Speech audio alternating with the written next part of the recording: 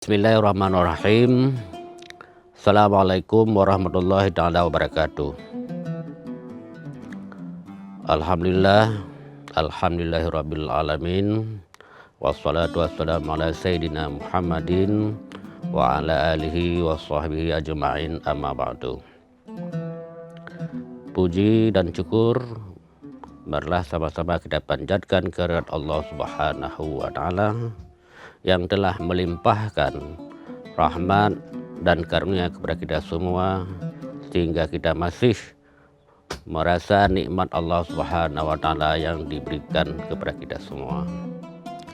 Salawat dan salam kepada Nabi besar Muhammad sallallahu alaihi wasallam yang telah membawa ajaran Islam, yang telah membawa kita semua dari alam yang gelap kepada alam yang terang benderang.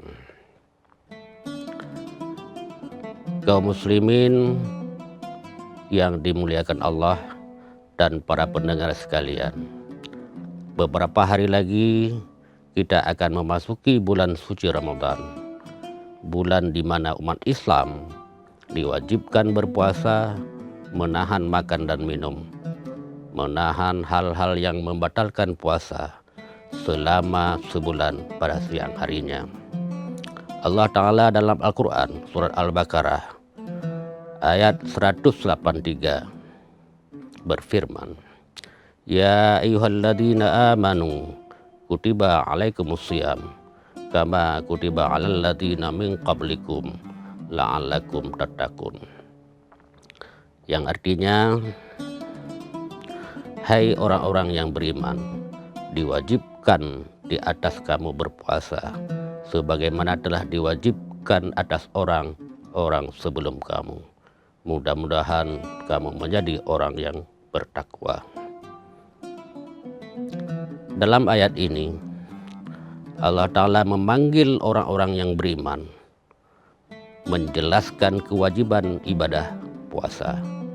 Ini bermakna bahwa pensyariatan puasa ini ditujukan hanya kepada orang-orang yang beriman, yang mau melaksanakan ibadah puasa ini dengan tulus dan sebenar-benarnya.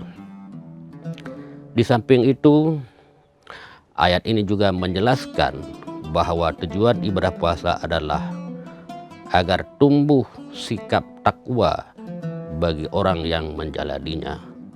Lalu apabila terjadi perbedaan pendapat umat Islam dalam menentukan awal Ramadan dan Idul Fitri, apakah kita harus saling menyalahkan, bertengkar, mencaci maki sesama? Jawabannya tentu tidak. Bagaimanapun sikap saling menyalahkan, bertengkar, dan caci maki sesama tidaklah termasuk ciri-ciri orang yang beriman dan bertakwa, yang menjadi tujuan puasa itu sendiri, sebagaimana penjelasan firman Allah Ta'ala tadi. Karena itu, upaya memahami perbedaan pendapat ini adalah sebuah keniscayaan dan dapat menghilangkan prasangka buruk sesama. Hadis Nabi SAW menerangkan kepada kita bagaimana menentukan awal Ramadan melalui sabdanya, Sumu li ru'yatihi wa afturu li ru'yatihi fa in umma alaikum fakmilu iddata sya'bana salasina yauman. Berpuasalah kalian karena melihat hilal, dan berbukalah karena melihat hilal. Bila penglihatan kalian tertutup mendung, maka sempurnakanlah bilangan bulan Sya'ban menjadi 30 hari. Hadis riwayat An-Nisa'i. Kaum muslimin yang dimuliakan Allah dan para pendengar sekalian, muncul dua kelompok besar umat Islam dalam memahami hadis ini. Kelompok pertama, umat Islam yang memahami bahwa ru'yah di sini bermakna ru'yah dengan mata kepala atau ru'yah bil aini, sebagaimana zahir hadis. Karena itu, ilmu hisab tidak dapat menjadikan penentu awal Ramadan. Awal Ramadan berdasarkan pendapat kelompok ini tergantung kepada nampak hilal pada malam 30 Sya'ban di ufuk barat. Hal ini tentu tidak berlaku dalam metode ilmu hisab. Metode hisab menghitung suatu malam sebagai awal Ramadan asalkan hilal sudah wujud melalui penghitungan hisab, meskipun tidak dapat dilihat dengan kasat mata. Kelompok kedua yang berpendapat bahwa hisab dapat menjadikan penentu awal Ramadan. Kelompok ini berargumentasi bahwa yang dimaksud dengan ru'yah dalam hadis yang kami sebut di atas adalah mencakup ru'yah bil ilmi. Artinya mengetahui dengan jalan hisab. Penentuan awal Ramadan yang berbeda juga dapat terjadi pada kelompok yang menggunakan metode ru'yatul hilal dalam menentukan awal Ramadan, karena berbeda pendapat dalam mensikapi ru'yatul hilal yang ditetapkan oleh Badan Hisab dan Ru'yah di bawah Kementerian Agama RI yang berpusat di Jakarta. Sebagian umat Islam di Aceh berpendapat ketetapan Badan Hisab dan Ru'yah di bawah Kementerian Agama RI yang berpusat di Jakarta dapat diikuti umat Islam di Aceh dengan alasan kaedah fikih. Penetapan hakim dalam masalah khilafiyah dapat menghilangkan khilaf. Namun penerapan kaedah fikih ini masih saja ditolak oleh kelompok lain dengan argumentasi Jakarta dan Aceh berbeda mataliknya. Sehingga perbedaan sikap ini menghasilkan penentuan awal Ramadan dan Idul Fitri yang berbeda pula. Bagi kelompok yang menggunakan hisab, karena metodenya yang berbeda-beda, kadang-kadang akan menghasilkan perhitungan yang berbeda-beda pula.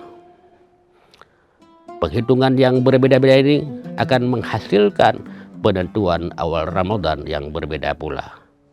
Di samping itu, hasil penghitungan yang berbeda dapat juga terjadi karena terjadi kesalahan dalam melakukan penghitungan.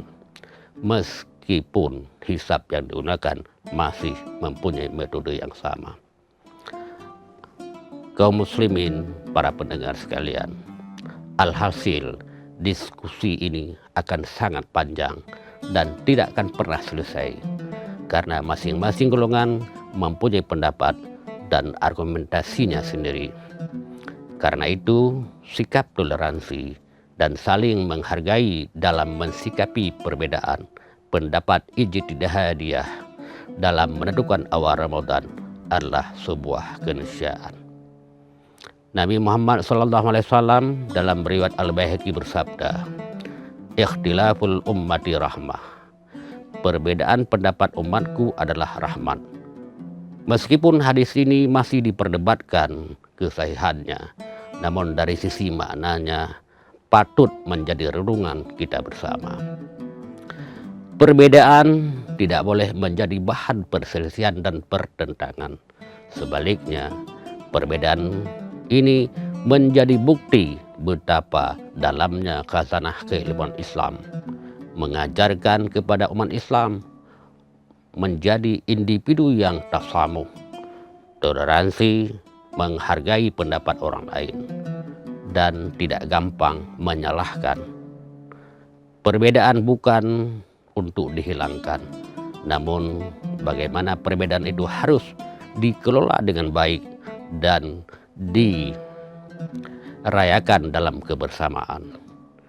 Bahkan para manusia terbaik dalam umat ini, yaitu para sahabat Nabi SAW, mereka juga sering berbeda pendapat mengenai suatu masalah. Pujian Nabi SAW kepada para sahabatnya sebagai manusia yang hidup di zaman yang terbaik tidak menghalangi mereka berbeda pendapat satu sama lainnya. Karena memang perbedaan pendapat merupakan sebuah keniscayaan yang tak bisa dihindari. Karena itu, perkataan ulama salafus saleh terdahulu ketika mengemukakan pendapatnya sangatlah bijaksana dan sangat layak kita renungkan, yaitu ra'yi sawabun yahtamilul khata wa ra'yu ghairi khata yahtamilu sawab. Pendapatku benar, tapi bisa jadi salah. Dan pendapat selainku adalah salah, tapi bisa jadi benar. Akhirnya dalam ceramah yang singkat ini, marilah kita simak pernyataan Imam As-Sayuti dalam kitab beliau Jazilil Mawahib bi Ikhtilafil Mazahib berikut ini. Ketahuilah, sesungguhnya perbedaan mazhab dalam agama ini merupakan nikmat yang agung dan fadilah yang besar. Ada rahasia yang tersembunyi padanya yang hanya diketahui orang-orang yang berilmu, tetapi tertutup bagi orang-orang jahil. Demikian saja ceramah singkat yang berbahagia ini, mudah-mudahan bermanfaat bagi kita semua. Kami akhiri. Assalamualaikum warahmatullahi ta'ala wabarakatuh. Download Tribun X sekarang, menghadirkan lokal menjadi Indonesia.